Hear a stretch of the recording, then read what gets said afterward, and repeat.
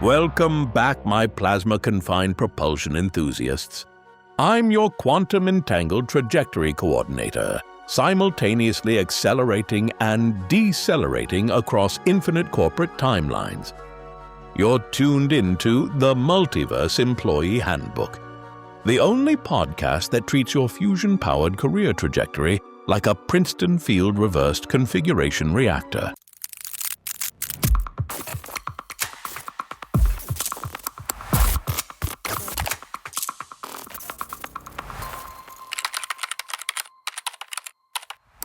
Speaking of revolutionary propulsion systems, I'm delighted to report that Quantum Improbability Solutions has achieved breakthrough efficiency ratings in our Interdepartmental Transit Authority.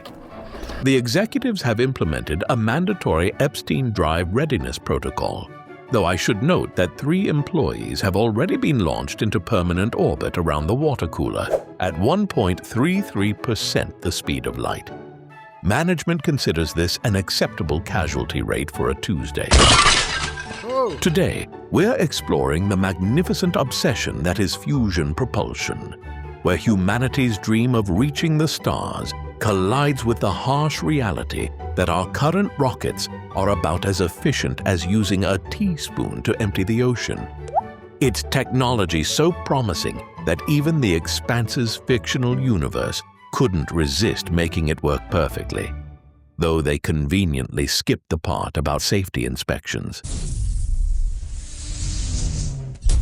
But first, gather round the Quantum Propulsion Development Lab, my deuterium-depleted dreamers, for a tale that would make even Solomon Epstein question his life insurance policy.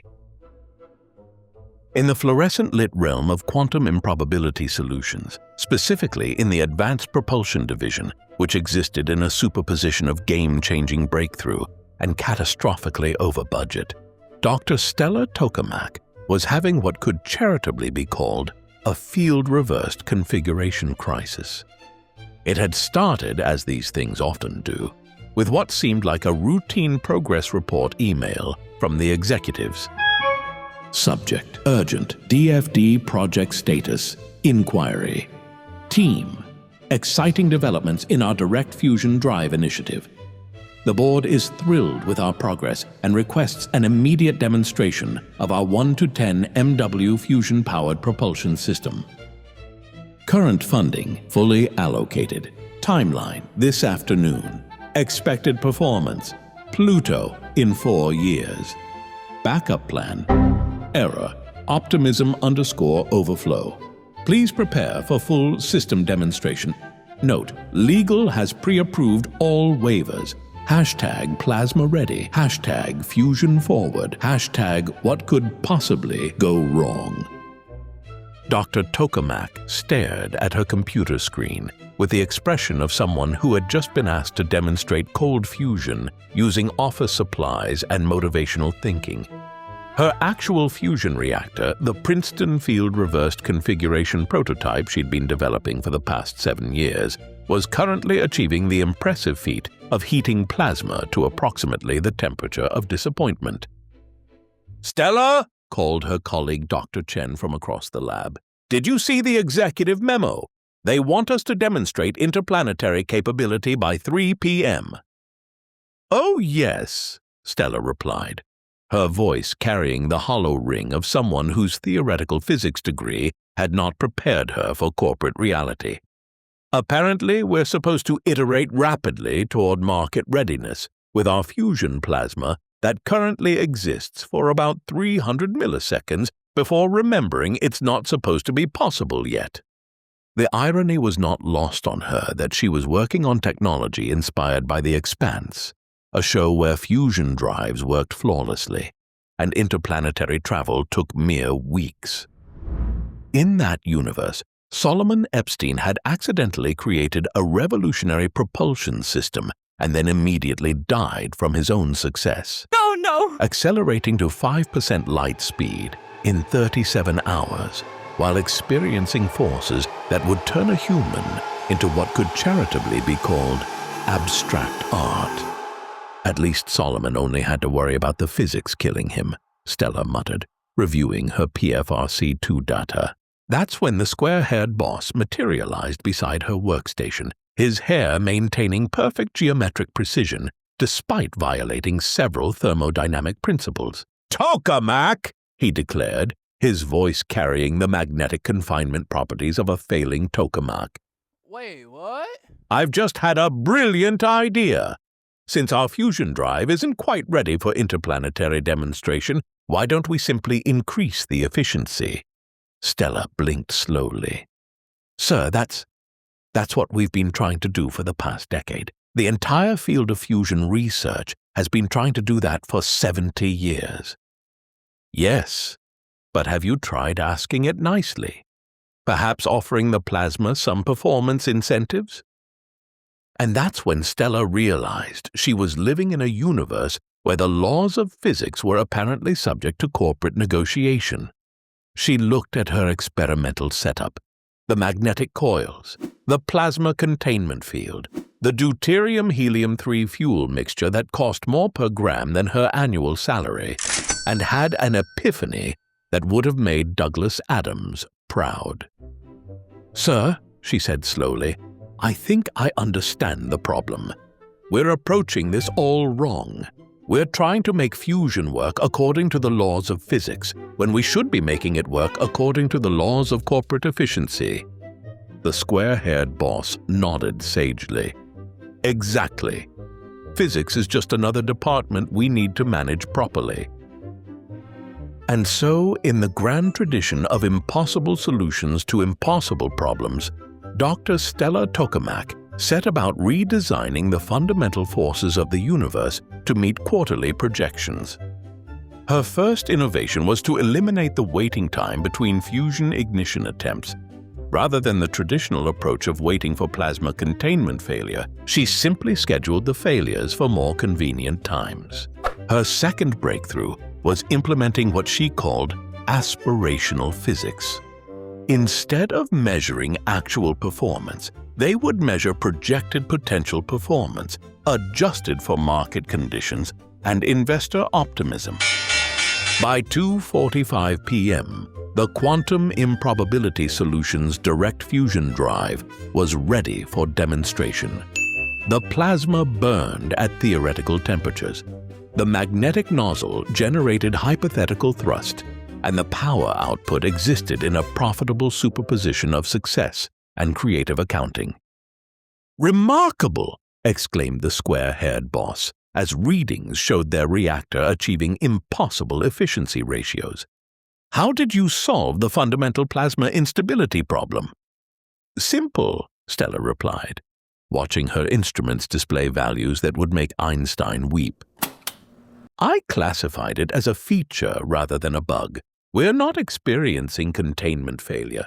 We're demonstrating rapid energy redistribution across multi-dimensional probability matrices." And that's how Quantum Improbability Solutions became the first company to achieve fusion propulsion through the revolutionary technique of simply refusing to acknowledge why it shouldn't work. Okay. The demonstration was, by all accounts, a complete success. The drive generated exactly the right amount of thrust, at precisely the efficiency required, for exactly as long as the presentation lasted. The board was delighted, the investors were ecstatic, and Dr. Tokamak received a promotion to Senior Director of Impossibility Management. The only minor issue was that none of it actually happened in this universe. But in the multiverse of corporate ambition, sometimes the most important breakthrough is learning that reality is just another constraint to be creatively managed. And that brings us to the fascinating science behind controlled nuclear fusion, a process that makes splitting atoms look like opening a particularly stubborn jar of pickles. Unlike the Expanse's conveniently efficient Epstein Drive, real fusion propulsion actually follows the inconvenient truth that the universe prefers its hydrogen atoms unfused and its plasma contained by something more reliable than wishful thinking. Oh. Consider this. Since the 1950s, fusion researchers have been announcing that practical fusion power is just 20 years away, with the temporal consistency of a broken quantum clock. It's been 20 years away for 75 years now, which either represents remarkable precision in long-term forecasting or suggests that the universe has a peculiar sense of humor about our energy ambitions. The Princeton Field-Reversed Configuration, currently our most promising candidate for fusion propulsion, operates on the principle that if you can persuade deuterium and helium-3 nuclei to overcome their natural electromagnetic repulsion, they'll reward you with enough energy to power civilization, or, in our case, enough thrust to reach Pluto in just 4 years. The catch, naturally, is that achieving this requires heating matter to 100 million degrees Celsius while magnetically containing it in a device smaller than most corporate conference rooms. Who exactly is Princeton Satellite Systems? Hang on, I'm just checking their Wikipedia page. Yep, still there. Member supported, by the way. So if you're one of those noble souls keeping the world's collective brain afloat, thank you for funding my ability to look things up mid-sentence. Anyway, where were we? Right, Princeton Satellite Systems. Founded in 1992 by Michael Palusek, is a small aerospace R&D company based in Plainsboro, New Jersey, with a team of about 8 full-time engineers. Despite their modest size, they're working on one of the most ambitious propulsion systems humanity has ever dared to sketch on the back of a napkin, the direct fusion drive. Palusek himself holds degrees from MIT in aeronautics and astronautics and previously worked at GE Aerospace, designing satellite control systems. What makes PSS particularly relevant to our fusion fantasies is that they're one of the few companies actually developing fusion rockets, specifically their Starfire fusion microreactor for space and terrestrial applications. They've been providing the aerospace industry with software tools since 1995, including MATLAB-controlled toolboxes and spacecraft control packages, which is essentially the corporate equivalent of starting with sensible office supplies before deciding to build a miniature sun in your basement. Operating under the alias Princeton Fusion Systems for their nuclear ambitions, they represent that peculiar breed of small company that somehow convinced government agencies to fund their attempts at making controlled thermonuclear reactions as routine as satellite navigation. Assuming satellite navigation required maintaining plasma at 100 million degrees Celsius while hurtling through the vacuum of space.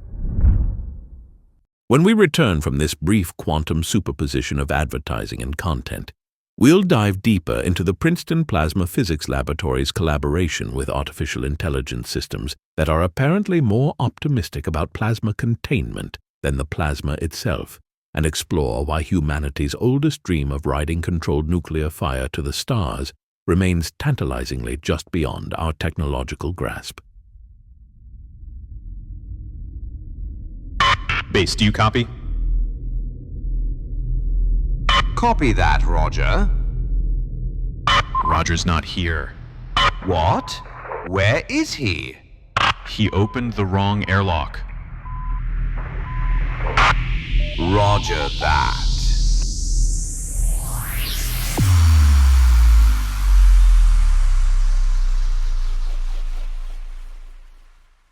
Welcome back, my magnetically confined momentum enthusiasts.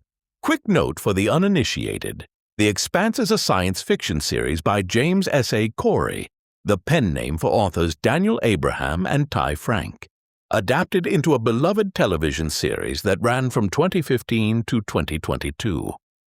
Set in a future where humanity has colonized the solar system, it follows political tensions between Earth, Mars, and the asteroid belt, while maintaining remarkably realistic physics. Until the Epstein Drive shows up and makes interplanetary travel convenient enough for weekly commuting.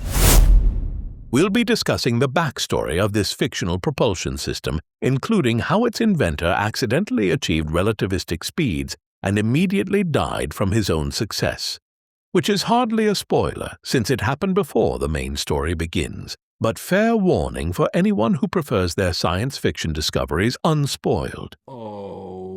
Think of it as the technological equivalent of learning that the Titanic doesn't make it to New York. Historically inevitable, dramatically relevant, but not exactly a plot twist. Let's address the elephant in the spacecraft bay, or more accurately, the incredibly efficient fusion drive that exists only in James S. A. Corey's imagination and Amazon Prime subscriptions. The Expanse presents us with a universe where fusion propulsion works so elegantly that spaceships can maintain constant acceleration halfway to their destination, flip around like cosmic gymnasts, and then brake for the remaining journey. It's interplanetary travel reduced to the sophistication of a very expensive elevator ride. The fictional Solomon Epstein, may his accidentally liquefied remains rest in relativistic peace, supposedly stumbled upon this revolutionary technology while tinkering with his yacht's drive efficiency. In 37 hours, his modified engine accelerated him to 5% of light speed at a sustained 11.5 gravities, transforming him from recreational boater to abstract expressionist art installation. The show presents this as a tragic accident, but I'd argue it's the most successful unintended product demonstration in the history of propulsion engineering. Yay! Compare this to our reality, where Princeton Satellite System's direct fusion drive, the closest thing we have to Epstein's magical efficiency, produces a whopping few newtons of thrust per megawatt of power. To put this in perspective, that's roughly equivalent to the force required to gently nudge a paperweight, except the paperweight costs several $1 billion and requires fuel that doesn't exist on Earth.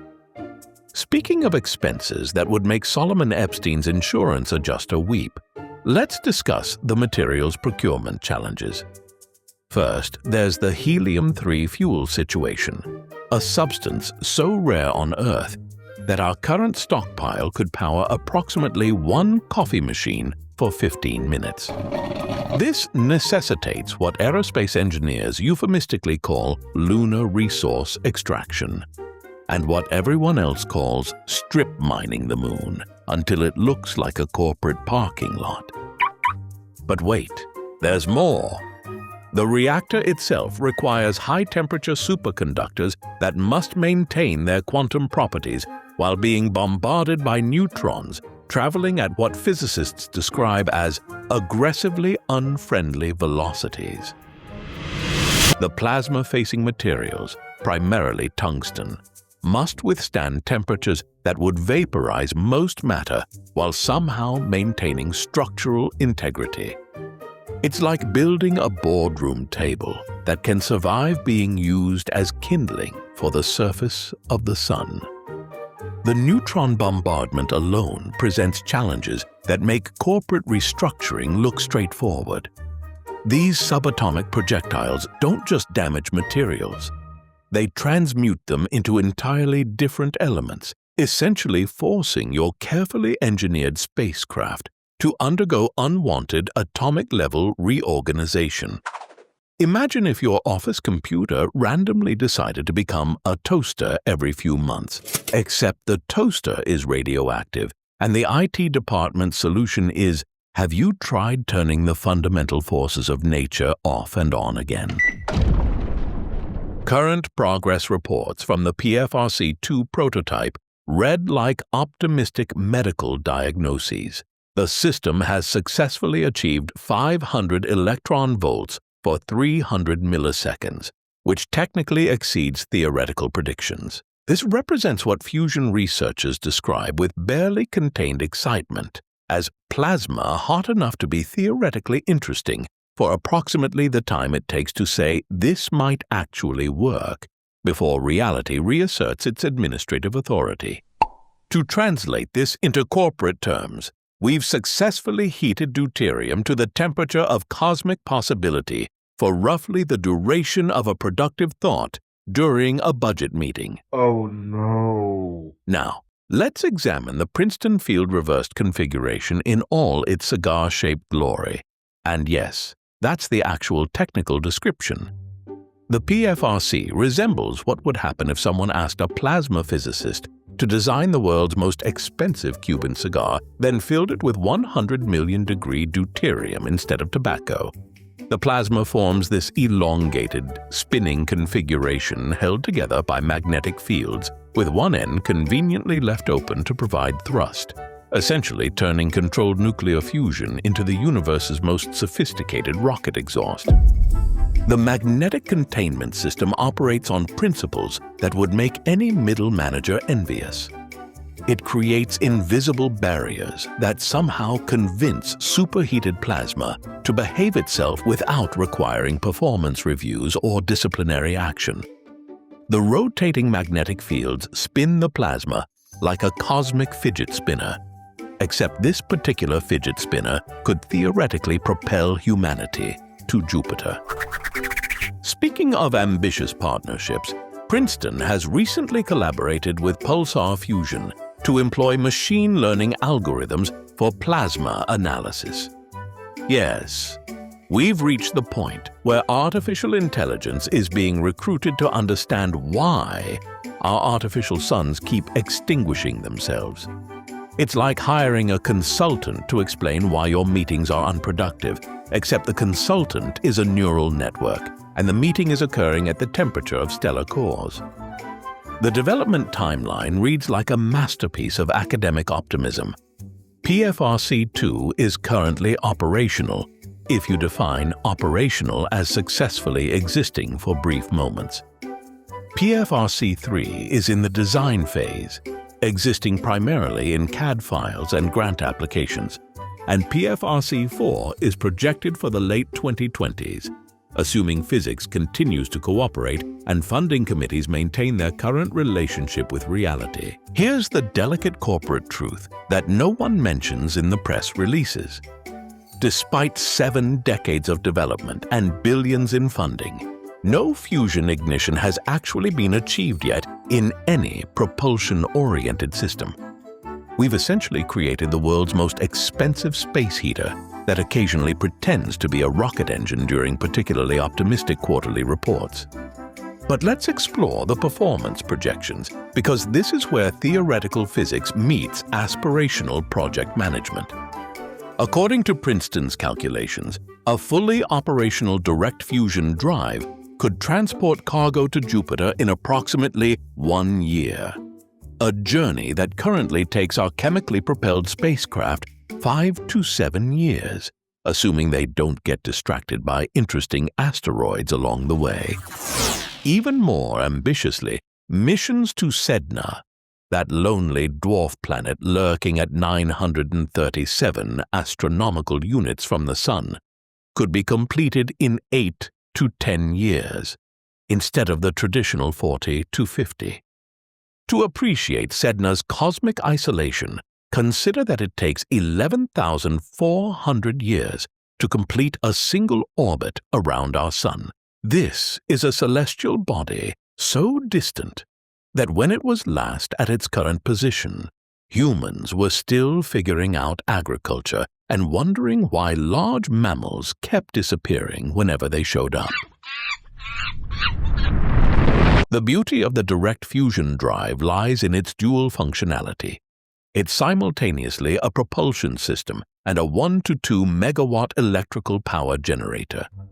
It's like having a company car that also powers your entire office building, assuming your company car operates on controlled thermonuclear reactions and your office building is hurtling through the vacuum of space. Now, here's where the bureaucratic poetry becomes particularly exquisite.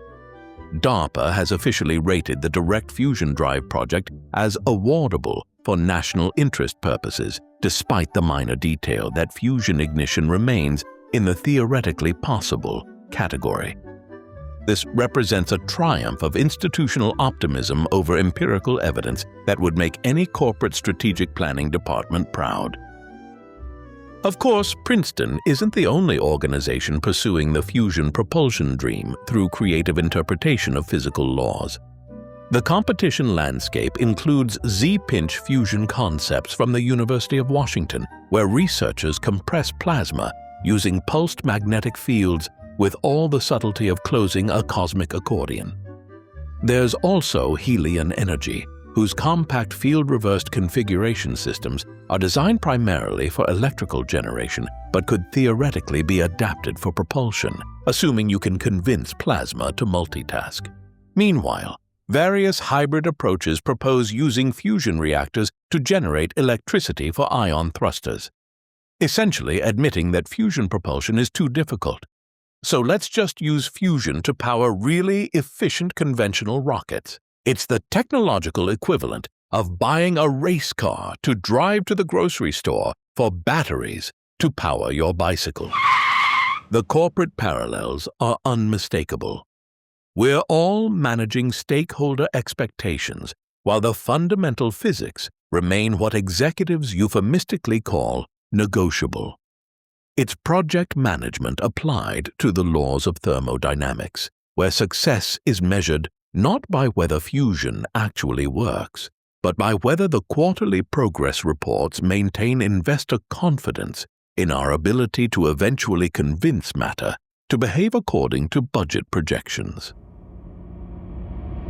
Now, if you'll allow me my own assessment of when we might actually see fusion-powered spacecraft departing for the outer planets, I'd estimate we're probably about 20 years away. Yes, I realize this makes me complicit in fusion research's most enduring tradition, the temporal equivalent of a broken quantum clock that's been stuck on 20 years until success since the Truman administration.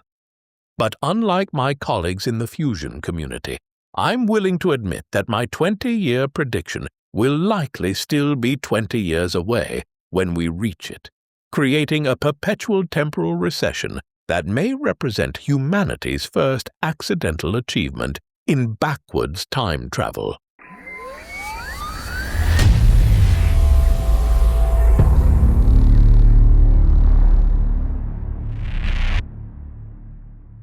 Well, my magnetically confined momentum managers, we've reached the end of another quantum exploration into the space between thermonuclear ambition and thermodynamic reality. Today we've learned that in the multiverse of fusion propulsion, every breakthrough exists in a superposition of revolutionary scientific achievement and heating deuterium until the funding committee observes our project into budgetary non-existence. We've discovered that the gap between the Expanse's Epstein Drive and Princeton's PFRC is roughly equivalent to the difference between Star Trek transporters and your office GPS. Both involve sophisticated technology and the fundamental rearrangement of matter. But one actually exists and occasionally tells you to make a U-turn when possible. Let's be honest about our greatest achievement so far. We've successfully converted approximately $847 million in government funding into theoretical plasma that lasts just long enough to justify the next grant application. Its efficiency in the truest bureaucratic sense, transforming taxpayer dollars into peer-reviewed publications with the reliability of a finely tuned administrative process. Want to explore more quantum corporate chaos and magnetic nozzle management theory? Visit us at multiverseemployeehandbook.com, where you'll find fascinating science news, deep dives into fusion propulsion economics, and our latest blog series, Fusion Propulsion and Other Science Projects We Swore Would Be Done By Now. And if you've enjoyed today's thermonuclear corporate adventure, why not share it with a fellow propulsion enthusiast? Perhaps you know someone who's ever wondered whether their morning commute could be improved by controlled nuclear reactions. Spread our signal like neutron bombardment through tungsten.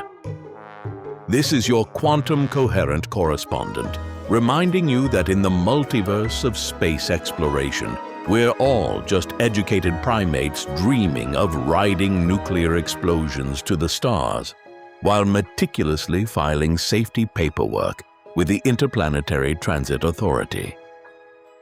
The square-haired boss's geometric precision remains consistent across all parallel universes, though his understanding of plasma physics varies significantly depending on which timeline's budget committee is observing.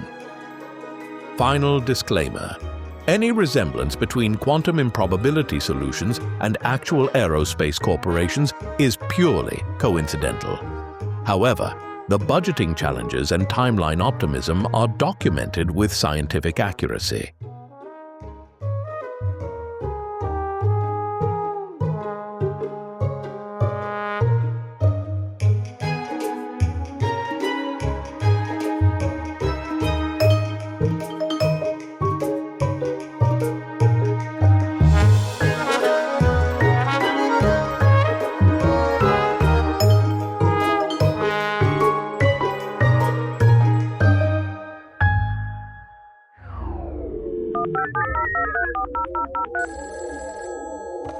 The Multiverse Employee Handbook was created by Rob Corrigan. The host, David, is a professional voice actor who has digitized his voice through 11 Labs voice cloning technology.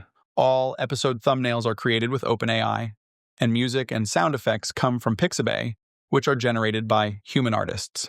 Everything else, the writing, jokes, research, sound editing, and coffee consumption, is 100% human-made by a human. No cats are harmed in the making of this podcast. Visit our website for more information about the Multiverse Employee Handbook.